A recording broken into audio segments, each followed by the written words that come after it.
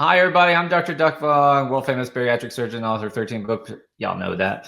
And we've been talking coronavirus. Now, it seems like we're making it like a really big difference in the impact that coronavirus is having. So a couple of weeks ago, I made a video showing the projections. If they were to keep up the way they're going, we'd have 1 million to 1.5 million cases of coronavirus and 20,000 deaths by Easter. Well, today's Easter. I'm happy to report I was wrong because because you guys took social distancing seriously, and the models have corrected it. Now, I am sad to say I was correct on the 20,000 deaths in the United States alone. We'll hit 21,000 deaths today. We're about 550,000 cases on Easter, and 1.8 million or so worldwide, over 100,000 deaths. And we have yet to peak. So this is going to continue for a while. And, but we're making a difference. And it's my hopes that you guys will really continue to take this social distancing and staying at home and quarantining very seriously, because what we're doing is working. What we're seeing today is a result of what we've been doing for the last 2 weeks. And remember, there's always this lag period. You're always behind the virus. So in that regards, what we're going to see is a leveling off of the cases, which is awesome. And then, but there will be a lag time of the deaths. The deaths will keep going up. Now, they recently lowered their projection on deaths in the United States to about 60,000, which means if you are about a 4% death rate, you're still going to have 2.5 million coronavirus cases before this is all over. Now, for the skeptics and the people who said, see, we're overreacting, imagine what the numbers would be like if we had not done social distancing. Imagine what it would be like if we hadn't shut down America. We're having 60,000 deaths with shutdown of America. Another way to think about it, imagine where we would be today if they had waited 1 week later to shut down the NBA basketball season. If they had waited 1 week later to shut down the Houston Livestock Rodeo.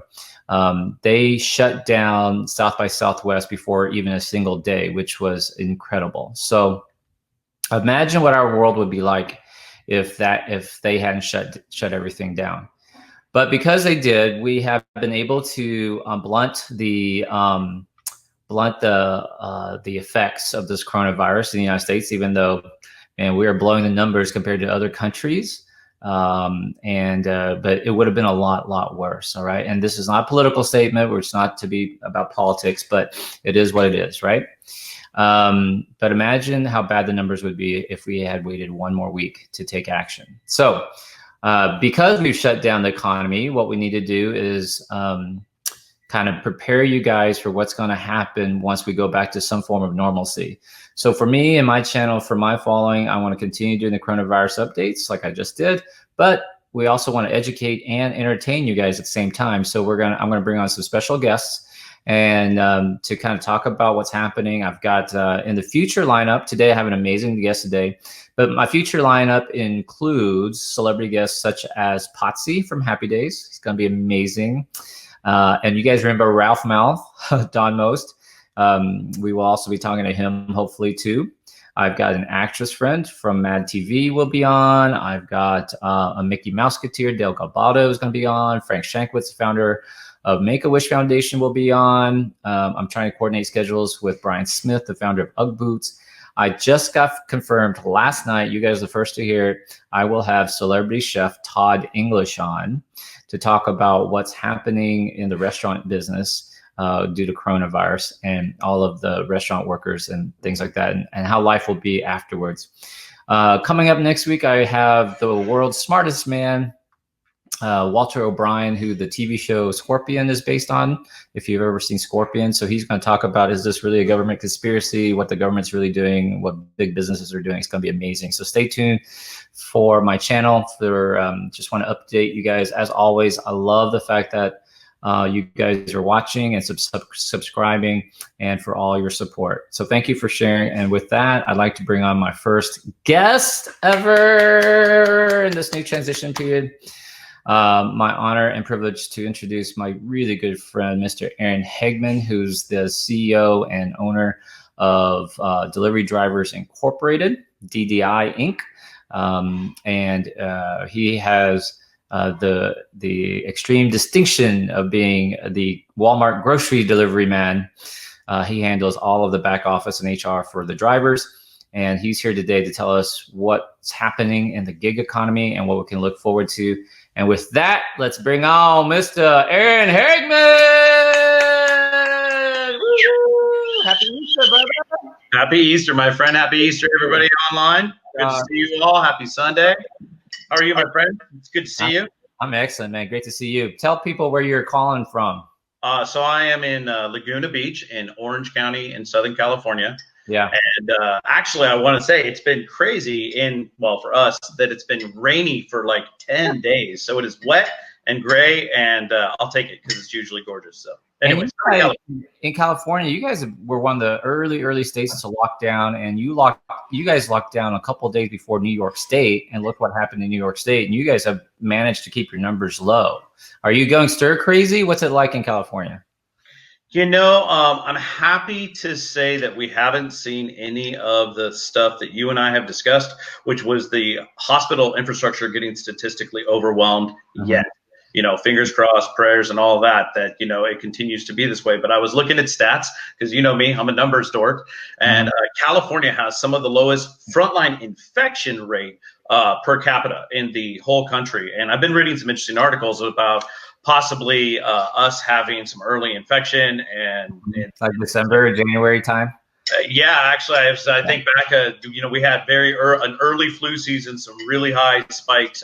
I had employees out. I have about 40 employees in my office in California. And there was a time where there was 20-30% of the people missing at any time if I think back. But anyway, who knows? So it's been all right in California. It's, you know, everybody's staying home. Yeah. Can you briefly describe? We've got over 1,300 people watching, so you're a hit, brother. And your Marvel T-shirt is a hit. Yeah, you know, it's a holiday. I was trying to keep it real. I don't know. So, America. Can you briefly describe your company, DDI? What is it? What do you guys do? Short and sweet. We do all of the boring work behind the scenes for driver companies. What does that mean? That means we're recruiting drivers all around the country. We're onboarding drivers, you know, running paperwork and background checks, making sure everybody gets paid, running some cool technology, insurance programs, benefits, and even unemployment support these days for drivers. And I think important to our conversation today, we almost exclusively specialize in the 1099 world, which of course, Wal-Mart Drivers has applications everywhere. So when we first met, your company was already pretty big. You had 3,000 drivers at the time. And how many drivers do you guys handle now? The numbers are probably closer to 10 to 12,000 active cycling through. Yeah. That's awesome. That's awesome. So that's really robust growth. How have you handled that during this Corona time? You know, I'm really proud to say that's the message I'll give to this audience. You know, good news, right? You know, we've added a few jobs on my team internally. Many of our clients, now we work in lots of different delivery sectors, everything from grocery delivery to food delivery to auto parts delivery. We can talk about that. But I'm really happy to say that we've been finding jobs for drivers all over the country. We've promoted a few people on our team internally, and even have been hiring a few additional people. So good news on all that front, but it's a lot to juggle right now. I've been calling you the Walmart grocery delivery guy, and you won their prestigious Partner of the Year award last year. Can you talk about that? What's it like working with Walmart? It's great, actually. You know, Walmart, while a giant company, essentially runs each of their divisions with a lot of autonomy. So we really work with a pretty tight grocery delivery team on their side. But it's exciting. It's fast-paced. It's go, go, go. We're doing a great job with my team and technology platform to keep up and, you know, keep driving the conversation. So it's exciting. It's a lot of scaling up. If you're and can you name other companies you deliver for? You guys deliver for? Yeah. So what we do is we support the delivery infrastructure. So there's a lot of small to medium regional courier companies, distribution companies, things we might not even know. that support everything behind the scenes. So the products being delivered are very recognizable, from, national auto parts delivery companies to grocery delivery companies, some large restaurant food companies, things like that. But so at the end of the day, a lot of the times our clients, and this is where, scrappy entrepreneurs these days in the delivery space, with all the COVID-19 stuff going on, they're delivering anything for everybody. They're leveraging their networks. They're adding more driver jobs. So if you're looking for work, this is a space in the world you can go. And so I've got clients delivering, puzzles and boxes from Target to, food and groceries from the local markets, and the same afternoon. That's really cool.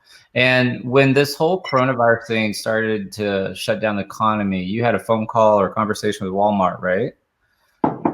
They're wanting to up level their delivery service or something. Can you talk about that and what the government has in store? Yeah, I mean, we had a conversation with some of the senior team over there, a week before the big announcements came from, as we may recall, from Amazon on one hand. They said they wanted to hire 100,000 warehouse workers and delivery personnel. To then a couple days later, Walmart wants to add and has been adding 150,000 jobs all across the country, and that means a lot of different things. So delivery is been a big part of that. So we have not slowed down the expansion of the grocery delivery infrastructure at all. In fact, trying to go. That's actually one of the purposes of why I wanted to do this broadcast with you, was because a lot of people, I think they're going to find themselves out of a job once this is all over. And instead of getting sad or depressed, they could turn to a company like yours for a possible position, right? Yeah, absolutely. I think, always give us a call. Our website, not to come plug it, but it's ddiwork.com, Delivery Drivers Inc., WORK.com, ddiwork.com. And, we're always happy to try to find job placements either with our network of people or otherwise. But I think on a broader basis, whether I work with them or not, it's not about my company. It's about this space. It's kind of like knowing that grocery stores are very, very busy. We're leaning on them hardly. There's a lot of jobs in that space. So if you're out of work and you need to consider some agility and jumping into something else, there's definitely a lot of opportunities. So this grocery delivery service for Walmart, DoorDash, all that sort of stuff, Uber Eats, this is not going anywhere, right? This job is going to be, they call it the gig economy, right? It's sticking around? 100%. The gig economy, I think, refers to the 1099 nature of the workforce, of course, and the ability for the drivers, kind of like Uber and Lyft, right, to pick and choose and control our own fates. But you are 100% right. The statistics show that there are shifts after pandemics. When we start to lean on certain things, there will be a shift. Can't wait for your Todd English to come on and hear what's going to happen in the restaurant industry, for example. But there's shifts in the delivery world, and we know that the tide is essentially rising. So I wanted to share the message today. It's not just delivery jobs. I know there's a lot of fear in that and getting out right now, especially in contact, but think of everything around it. There's more marketing jobs. There's more sales jobs, more customer service jobs in here, in this world. Leadership, technology. It's really amazing some of the things that are going on. So think of the space, think of the world of delivery in so many senses, because it's going to be different. We were already leaning on it more. I know some friends that are like, I'm not going to go to the grocery store after getting it delivered for the last 3 months. It's great. Yeah. And last time I saw you, it was really cool. We were at your house and you're like, I need to order food for I think it was Mother's Day, right? Mother's Day brunch. And you went on your laptop and you ordered your groceries, and the next morning they were right there. And I was like, what? I'd never seen that before. Yeah. That's crazy. It's fun. I mean, but it's a way of life. I think we all start to shift and to change and how we do things. It becomes lifestyle, and it's not just food. I think that's the other thing we're learning here. Like, think of the things we're leaning on from a delivery standpoint. It's pharmaceuticals. It's getting your groceries, not just your groceries, but your medicines to you. Right. And there's no excuses either. Like, let's say to your audience, because I know your audience, right? There's no excuses to be ordering DoorDash, Jack in the Box all the time, because you can get healthy food delivered to your home. Heck, I love cooking. It's been my fun thing to lean on in the quarantine. But anyway. Yeah. So a lot of people are worried about that contact. What are you telling your drivers to keep them safe? It's a lot of what we know. It's so.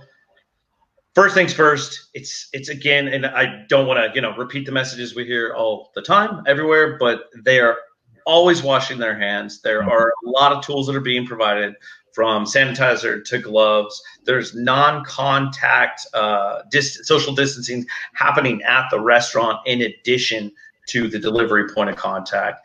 And that's probably the biggest feature on here that's safest for both the delivery and the customers when we're on the other receiving side of things, is if the delivery product, I guess you're choosing, has the option for non-contact delivery. Leave it at my door, please, things like that. Almost the entire world in my space has adjusted just like that to be able to see this technology. It's a choice when you order your pizzas, things like that. What do you think about, like, if you order a box from Amazon, what are you guys telling your drivers in terms of, I mean, is there coronavirus on that box? What should the recipient do with that box? Should they wipe it down? Do you know? Well, yeah, I think you and I watch and share a lot of the same information back and forth in some of those videos. I love the video of the doctor in Michigan, I think it was, that really shows about 10 minutes long. I'm sure you've shared it on your channel. If you haven't, share it again, Duc, about how to handle and intake our groceries. And I think we need to handle and intake everything from a sanitization standpoint, whether it's groceries or, I get I'm old. I get the Wall Street Journal still, the newspaper delivered to my house. And I think about it, and I'm like, okay, take it out of the bag, slide it out, throw the bag away, wash your hands. All of these contact issues, especially right now. We have to, your message when you open the show, we have to continue to be diligent for, I believe, personally, my opinion, at least another month or two. Okay. And what's, so let's shift gears a little bit about the 1099. Can you explain what the topic is there, the argument, the discussion that happened there in the legislature? Because you were a big part of getting that legislature passed or discussed in California. Yeah, there's a few things. I mean, two sides of the conversation. What I think you're referring to in California is a pretty popular or prominent bill called AB5, which really talks about independent contractor status, whether it is an allowable thing, what adjustments need to be made in the future.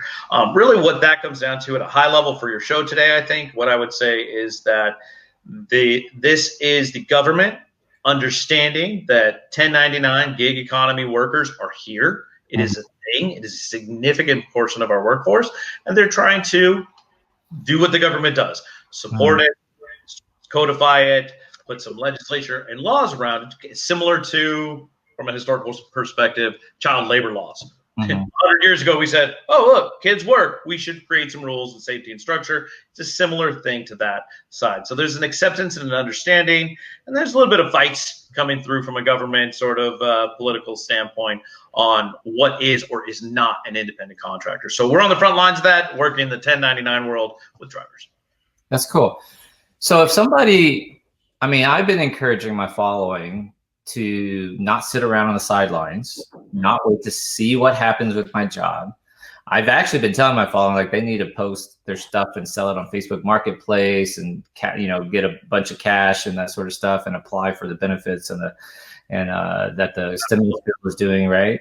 So if somebody said, okay, I'm just sitting around all day long, maybe I'll see what this grocery delivery or gig economy is like, how would they get started? What would they do? Well, look to your local market, your local city, and not your local market.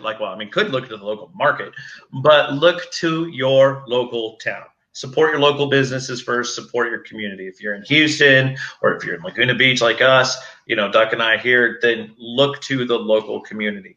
What services and companies do we rely on right now? If you want to look at the delivery space, you can go everything from going to your favorite restaurants.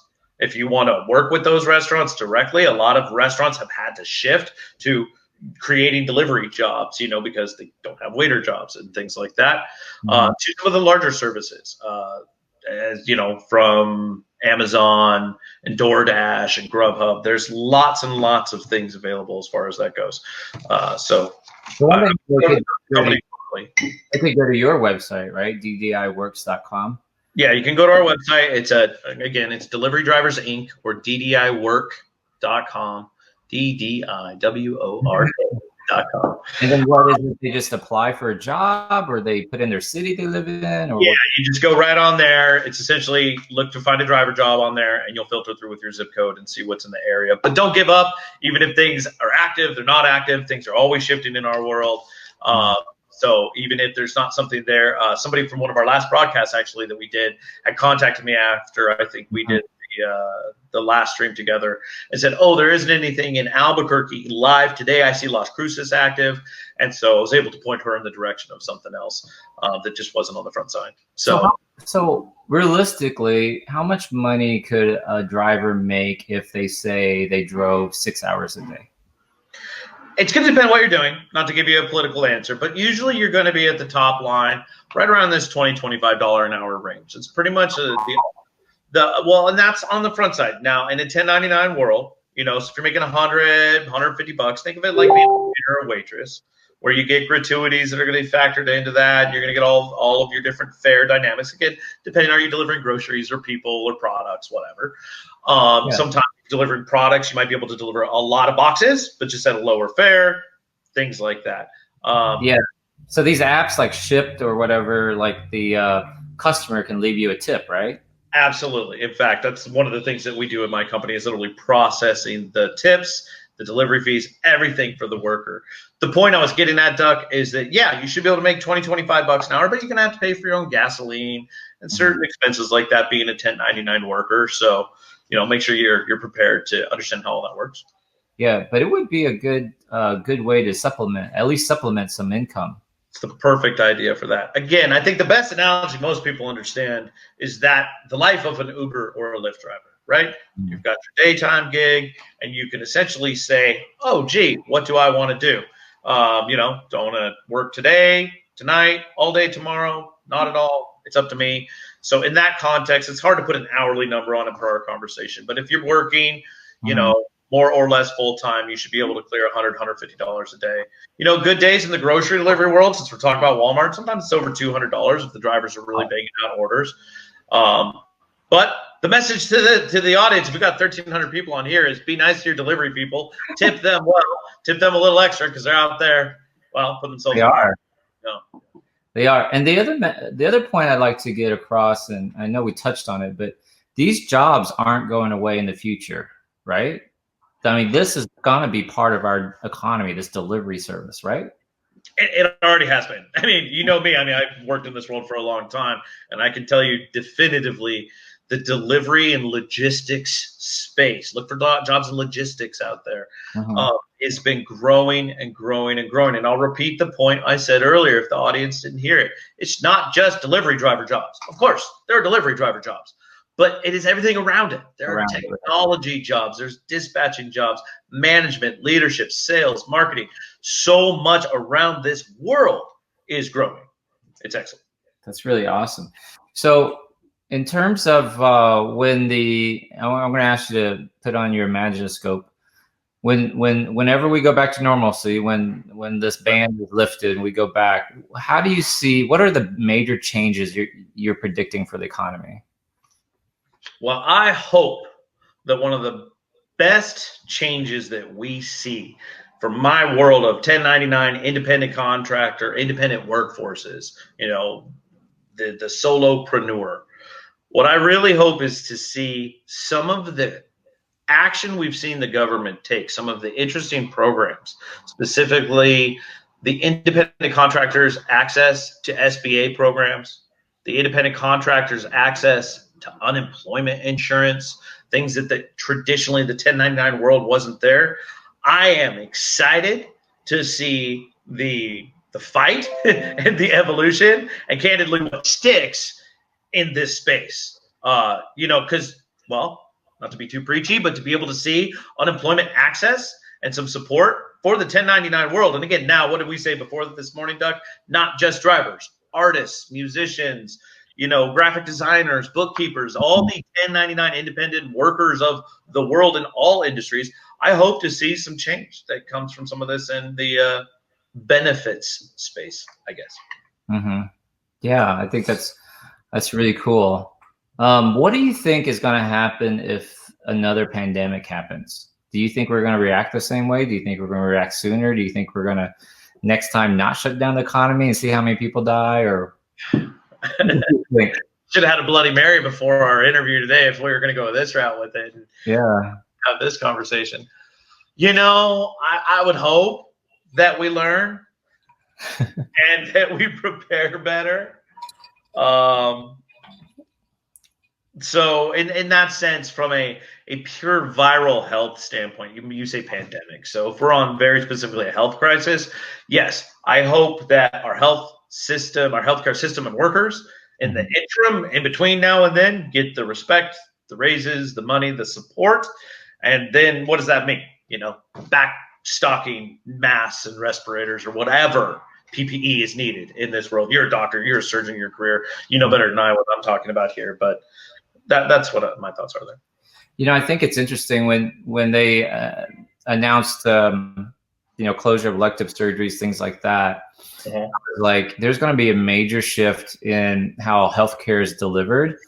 And I've been pleasantly surprised. A lot of my surgeon friends and their programs have gone to online appointments. So they started Zooming.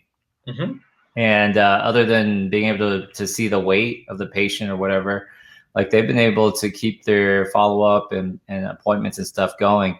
And, a lot of the surgeons are like, why haven't I done this sooner? I think you're going to see that in the future of medicine, where you're going to have virtual visits much more common than in-person visits. Well, yeah, I completely agree. There's a product we're looking to institute right now is a new 1099 telehealth program in our world. And then you and I believe, have a mutual entrepreneur friend that's in the same telehealth video space. It's amazing. And I'm so excited. The nerd in me is really excited to see the next applications of technology. Can I get like a little, finger pulse bio scanner that I can connect via USB to my laptop, and it's going to give you a good amount of my readings, and prick my finger and give you a blood sample right there. I hope so. That's really cool, because then there you go. Yeah, cheating and eating too many sugars on my diet. So what's a couple of years ago they were talking about drones delivering stuff. Where are we with that? There's early applications of it that have been pretty cool. We've actually seen it in the medical space, where drone delivery was authorized early on, was not to the mass market. It was for rescue support, emergency aid delivery. And to those vehicles, it's been pretty productive. I don't know how good it's going to be getting you a hot pizza to your door. We'll see. We'll get there. How long until I get my pizza delivered by drone? Well, there is, in certain high population density areas right now, there is robotic delivery. There absolutely is, yeah. So I can share some videos for you later, and you can put them up there. But where, essentially there's a robotic car. Think of a pizza delivery. The pizzas are loaded into the car self-drives, all a Tesla style. And when it pulls up, you, the customer, now have to go to the curb, to the car, because there's no human there. But the video I can send you shows the back window rolling down, the pizza coming up. So is that testing? They're testing that, or is that rolled out already? Those things are live out there. There's definitely some happening. Little beta programs I've seen in like Pittsburgh and this and that, in certain cities that are just running test programs of it. But they're working on the technology. We'll see. It depends on the product. At the end of the day, it really comes down to the product. Yeah. So are you worried about self-driving cars destroying your business? No, not at all. I just think of everything. I think of as an evolution, right? It's just jobs shift and change into other jobs and differing sort of levels of support there. So no, at the end of the day, I think we will see evolution, as I've said a lot today, but I'll do a different word. I think we're going to see an addition. That's the word I would ask. Of robots and robotic delivery and drone delivery. And think of it this way: if the needs are here and the human workforce is already challenging to keep up with our needs, and suddenly we're saying the demand is rising, we're going to need like this to help to continue to bridge the gap. Does it mean that all those millions of people that are employed in the logistics sector aren't going to have a space? I don't believe so. Right. So That's really cool. So, where do you see the future of all this going? Is it going to be completely? I mean, are we going to ever have social contact again? Are we ever going to? Is Oh, it all going to go fully automated? no, yeah, no. Well, we'll get to see each other again. I promise. um, but no, we'll get through this. Is my short answer here. I think we're going to see some social changes. I think we'll see some cultural changes, things like that. What are those going to be? I don't know. You Yeah. know, honestly, I've traveled a lot, and I love to go to like Asia. I know you're from Vietnam, and when you kind of think of cultures there, shaking hands as just an example, and that culture and all of Asians, it's not a thing. You don't do it. It's like, hey, how are you? Yeah. What business cards are for, so I don't have to touch you. It's part of that exchange in the business world. And to that end, will we see the dissolution of the handshake in the United States? Maybe that might be. It might be like maybe we do air fives from now on. That's our thing. I don't know. So as the owner of the company, I'm going to answer that on every interview I do from now on. What's next? Air fives from like air five. We make the noise too. So as the owner of a company that handles 10,000 to 12,000 drivers, you're pretty big in the business world, and you're also very active in your entrepreneurial business organizations there in California. Where do you see this economy heading? Do you think we're headed for a recession? Do you think we're going to rebound? Do you think it's going to go into a depression? They're talking 30% unemployment now. I think it's going to be tough. I mean, if we're going to have some real talk, I think at a macro level, things are not going to be easy. I think we see the ripple effects of the economy here. Everybody's excited to be able to defer their rent for 2 months, but I actually thought about the cash flow impact of what that means of all of those companies that employ all those people. That how does that ripple effect go? So I am worried. I think we need to be responsible, and I think the message here I would offer is one you've been great with, by the way, and keep it up, Duc, of consistency, of be fiscally responsible, don't overspend, cut some of those expenses, do what you can to be conservative right now, because I hope for the best, but I think we need to be prepared for the, kind of near future to be tough. Maybe the next 18 months might not be the easiest. No, I agree. We're headed for like some hard times. I want to take some viewer comments or questions of the last time. Yeah, I can't see them, so you got to read them. I'm only on the video. You can see it. Check this out. Oh, cool. That's awesome. Guys, what about concerts and sporting events? After vaccine, it'll be okay. Wait 1.5, 2 years. No concert for 2 years. I'm a cry. Right. So Aaron also used to own, or still owns a minor league soccer team in Albuquerque called the Del Sol? Just Sol. Yeah, the Sol. Yeah. And so what do you think about sporting events? Man, this has been an interesting conversation I've had with a couple of different people from our friends at events.com, what they've talked about behind the scenes and what's going on in the event space, to the sports world. Man, I'm a little worried, but it's such a huge part of our global culture. It will be back, but I do believe it'll be on the latter part of our back to normal. It's going to a baseball game, a hockey game is not going to be the first thing that we're allowed to do. That'd be my take. What do you think, Duc? Well, from a medical standpoint, we have to figure out really who is vulnerable. So this antibody test is going to tell us who was previously infected with coronavirus and now who has an immune response so that they'll be able to fight it off. And once we have this antibody test and it's deployed to the population, then that will give us a standard by which we can then go back to work and start opening up the country. And you're either going to have a surgeon friend said this the other day, like apparently in South Korea, the government got together and they created an app. And this app, once you got tested, you were negative or positive, right? So you had this app that said that you were negative, for example, and that allowed you your pass to go around. Oh, that's a way better solution than everybody getting a tattoo that says I'm good. Yeah, that's not so good. Makes sense. you're positive, then that app would make you stay at home in quarantine. And if you left your quarantine, you would get automatically fined based only on that app. If a virus like this becomes a permanent or semi-permanent dynamic in our life, I think you're right. You'll see certifications. You'll see health certifications. If you want to be a masseuse, you'll have to get tested every 6 months and get your questions. So Mary Scott wants to know, major question, do we wear masks or not? What are you telling your drivers? Short answer, yes. Mm-hmm. Heed caution. It's not going to hurt anything. So I'll lean to the doctor. Wait, to the doctor on this one. But my 2 cents in the delivery world, the short answer is mask and gloves if you can. Mask and gloves if you're a delivery driver. Yeah. And, I had a neighbor, I was outside gardening, and wow, we have 1,500 people on the live right now.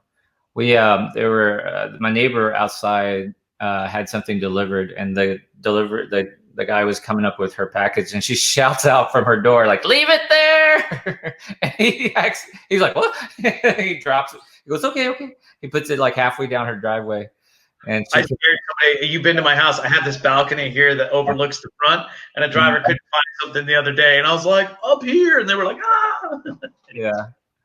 All right. Any other questions? Oh my gosh. 1,500 people. We get 2 questions. Yeah, I know. Charlene LG. So does it look like it will go dormant, or is it just going to linger? No, we're going to have coronavirus with us. I'm going to guess it's going to stay with us. And it's just going to be like the flu, where it's just, we're just going to have to deal with it.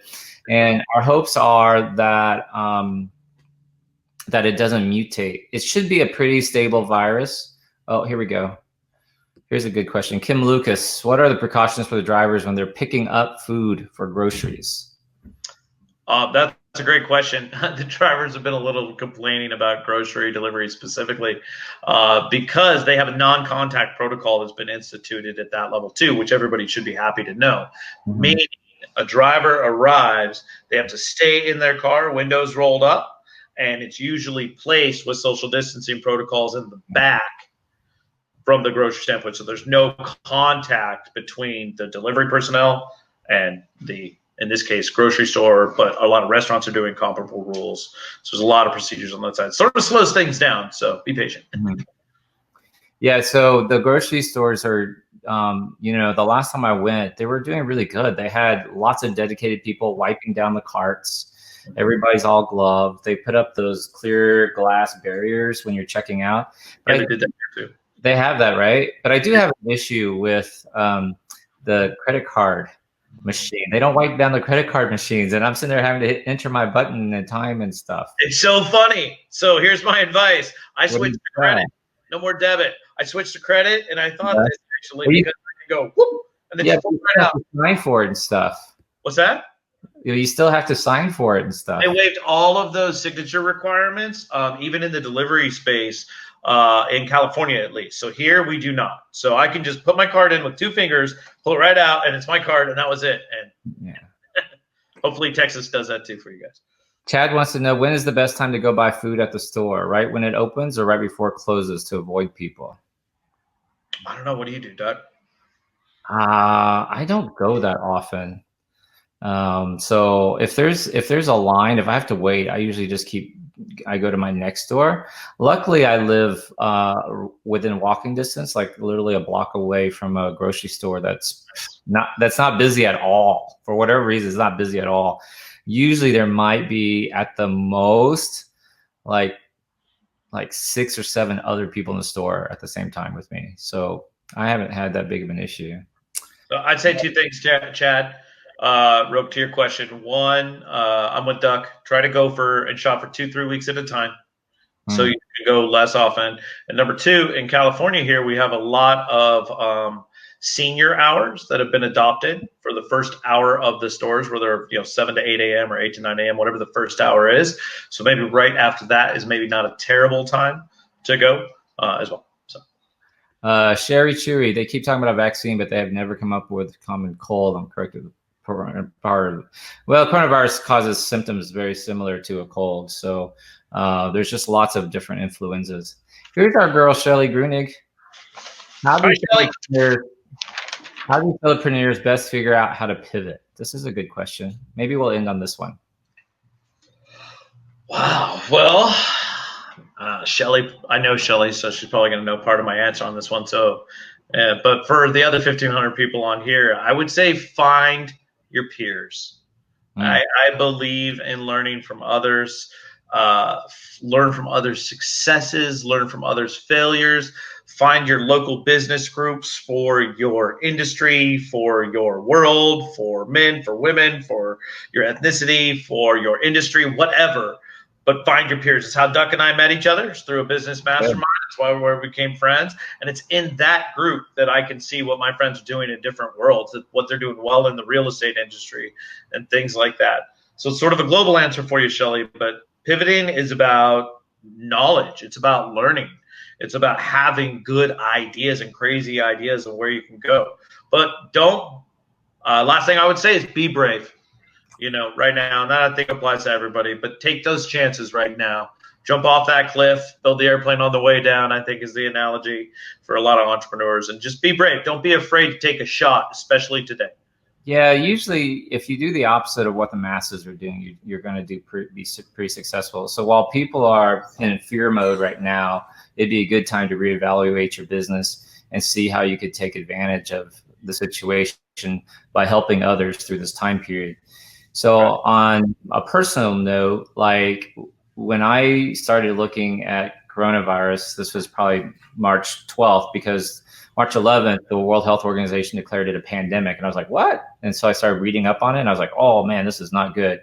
And so there are a lot of people who weren't taking it seriously back then. And so I just committed to doing a Facebook Live a day and yelling at people. And it just caught on fire. So now we've got 1,600 people on the live feed listening to Captain America here, Aaron Hageman, talk about the future of drivers and the gig economy and just dropping massive knowledge on us. And so I just like to take this time, Aaron, to thank you for everything you do, for providing all these jobs. You got 12,000 drivers that you deal with. You're preferred partner with major companies like Walmart, and you make things like grocery delivery possible to keep us all safe. And you earn every great award and reward that's coming your way, brother. I'm so happy to call you a friend. I love you, my friend, and keep your family safe. And to everybody else on the broadcast today, thanks for joining. And feel free to connect with me. Find me on LinkedIn or wherever out there. And happy Easter, everybody. And if they wanted to apply one more time for a job or see what's available. Sure. My website is a starting point, especially in the driver world, which is the company's called Delivery Drivers Incorporated. And the website is ddiwork.com, ddiwork.com. Awesome. I'm going to kick you out of here and then take some coronavirus questions for these people. Cool? Absolutely. We'll talk later. Bye. Love you. Bye. Hey, everybody. See ya.